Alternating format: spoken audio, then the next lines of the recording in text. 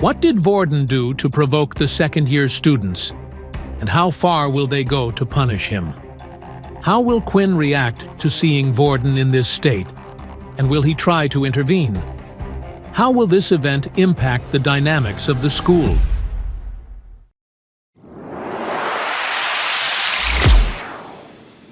At that moment, Momo pulled a piece of string, pulling back the curtains, revealing what was behind them. As the curtains were drawn, a badly beaten-up Vorden was on display, tied to a large wooden plank.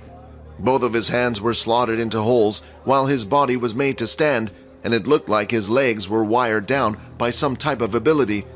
Just then, several of the second-year students pulled out carts that seemed to be filled with large black circular stones.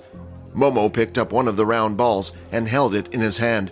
"This here's a metal ball that has been embedded with the power of a beast crystal," said Momo. "When the Earth had found a way to mix the beast crystal with our own weapons, it was a turning point in the war.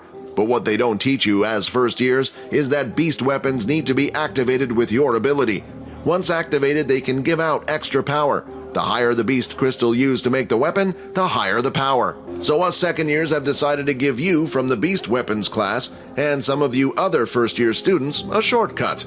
Today, we will show you how to activate a beast weapon using these balls." That's when a first-year student raised his hand to ask a question.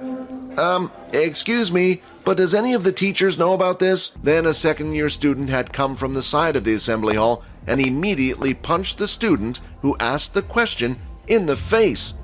The second-year student repeatedly punched the person until he eventually passed out. "Are there any more questions?" Momo asked. The first-year student stood there silent in fear. Now, usually your weapons wouldn't change color when activated, but as I said earlier, these balls are you just for the sake of helping you learn how to activate your weapons. Once the color is changed, that means it has been activated and its strength is increased. Now today, we will be practicing target hitting. The board here is special, you see. Even a bullet wouldn't be able to penetrate through it. Only the power of a beast weapon can. So today's lesson is to throw the ball and hit the target. Simple, right? The second years are only doing this because they know they can get away with it. They have been here longer than us. Oh, I almost forgot.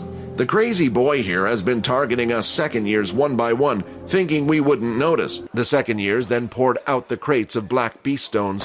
They all fell out and rolled onto the ground floor. There were more than enough stones there for each student to throw at least one ball at Vorden. As expected, not a single person had volunteered. "Those bastards! How could they do something like that? Quinn, go call Leo. If it's him, he might stop this mess." But as Layla turned around to look at where Quinn was, he was nowhere to be seen. "Pick me! I don't mind having a little try," Quinn said with a smile, standing at the front of the students. As Quinn volunteered himself next, Momo couldn't help but think he was up to something. He knew the two of them were friends, so why would he volunteer? Quinn started to look around at all the second years in the room. There were a total of 8 second-year students standing by the edge of the hall, 4 on each side that had around 50 first-year students surrounded. There were also 2 students by Vorden, 1 on each side of the board. These students were the weakest of the bunch. It was unlikely that any of the first years would help Quinn out, and even the strongest first year in the room was Erin, and even she was a level 5. It was no wonder, even though the first years outnumbered them, they were afraid. As Quinn held the ball in his hand, a message had appeared. "Basic tier beast weapon, round ball. Would you like to activate? Strength of weapon will increase by 5%. Activate." The black ball started to glow. It glowed brighter than any of the balls the other students had held before. How is that possible? He was able to activate the basic tier weapon fully, Momo thought. Wasn't he just a useless level 1? "Why do we have these powers?" Quinn said out loud. "Isn't it to protect ourselves? To fight those who harm our friends and family?"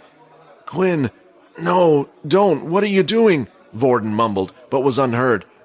"I have taken a beating my whole life, and I was weak back then. What do I care if I take another beating now?"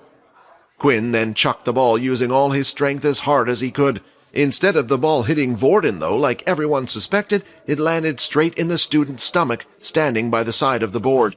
The power was so strong that the student was lifted off his feet and knocked out in one blow.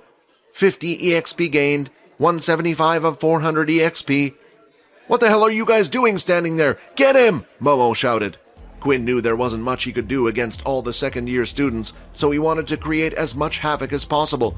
The two level 4 students who stood by Momo's side started to come towards him, but instead of Quinn running toward them, he suddenly ran toward the crowd of first years behind him. He bent down and picked up 2 more of the black balls on the floor and started to head for the weaker students around the side, while weaving in between the first-year students. Then, when he was within distance, he had found his targets, the weak level 2s who were standing by the side. Once again, he threw out another 2 black balls, aiming for them at full strength. One of the students managed to avoid the black ball, but the other wasn't so lucky, getting hit and knocked out. 50 EXP gain, 225 of 400 EXP. This was Quinn's plan. So far, every level up, Quinn was able to obtain an ability. He didn't know what he would get, but he sure hoped it would help him win the fight. "What are you guys doing? To anyone who manages to hit or capture that guy, they will be free from any form of punishment," Momo said. "Why should we listen to you?" Layla said. "Just a second ago you dealt with one of us for asking a question. Who knows whether we can trust you or not?" "Fine, you don't want to help? Attack them all!" Just then, the 2 level 4 students who were chasing after Quinn no longer cared about injuring the first years. But before it could even reach any of the students, an ice ball was shot out and froze the water attack in place, causing it to fall to the ground. "I wasn't going to get involved, but you guys attacked me first," Erin said. "Ha! Even if you're a level higher than us, do you really think you can take on 2 level 4s? Just then an arrow came shooting out, aiming for one of the students, but before it could reach him, an earth wall was raised. "She won't be alone," Layla said. With Layla and Erin distracting the other high levels in the room, Quinn felt like this was his chance to deal with the rest of the level 2s.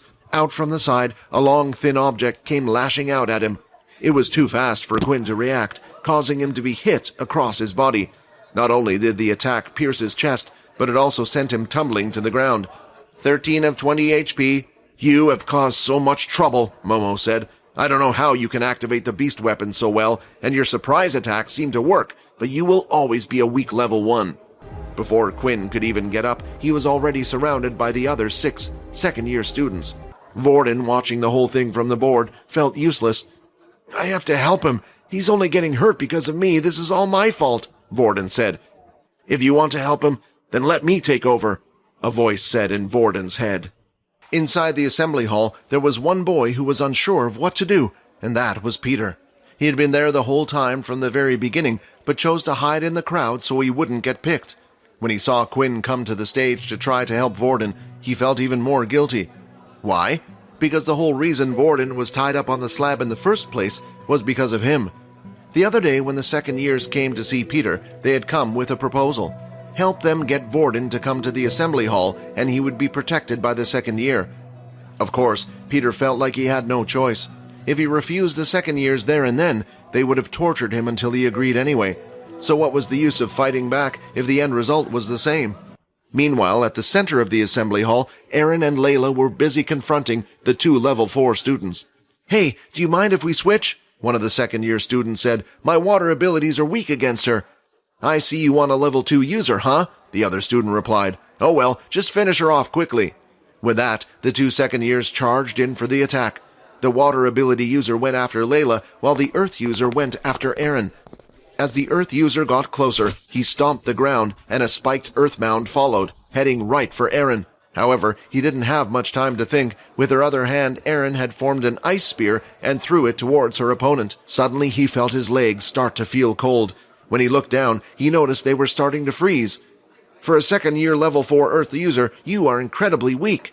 Before the boy could react, Erin had whacked him in the back of the head with the hilt of her sword. "How did she win so easily?" the first-year students watching said. Although Erin had finished her match quickly, the same couldn't be said for Layla.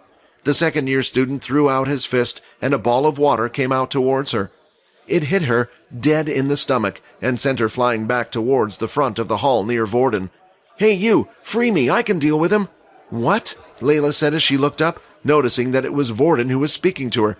"Come on, hurry, we don't have much time. Touch my leg." She still had an odd feeling in her gut, telling her Vorden was a bad person, but right now it was the only person she could rely on. She crawled over to Vorden's side and touched his leg as he had asked. Then the shackles tied around Vorden's arms and legs started shaking. Vorden was using Layla's telekinesis ability, but it was weak. It wasn't strong enough to break from the shackles. Layla then lifted her hand, and with the two of them working together, the shackles were finally removed, and Vorden was free. Finally, I get to come out. It's been a long time. As the water user continued to run forward now that Vorden was free, he was more cautious. The last time they had fought with him in the assembly hall, they remembered Vorden having earth powers. At the time, the last person he had touched was Peter. Vorden then started to laugh hysterically and charged towards the water user. It was an unexpected move. The water user panicked and threw out 2 lines of water blades. These were just as sharp as an attack from a regular blade, but could be thrown out.